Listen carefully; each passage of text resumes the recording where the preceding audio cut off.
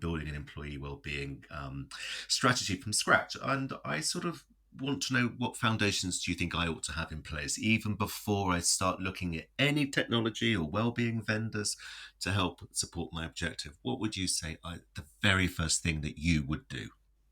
It's a great question. So in the last year or so, I've ran probably 100 different wellbeing workshops with large employers all over the world. And the first question I asked them is, if I stopped one of your employees on the street and I asked them if their employer cared about them, what would they say?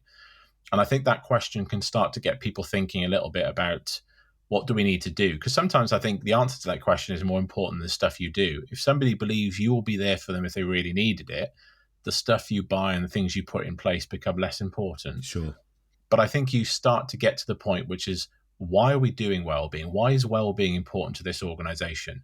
Because, when I first got into this industry, well-being was about, how do I get you back at work and productive as soon as possible? If you break your leg, how do I get you back? I'll give you private medical because I want you to get treatment straight away because I want you back at work. And as I mentioned at the start, that's now changed to, well, no, I care about you and I want to do right by you. And I know that unless you're in the right frame of mind and in a good, happy, healthy place, I'm not going to get the best out of you. So how do I fix those things to make sure that you kind of are as productive and as engaged as I need you to be?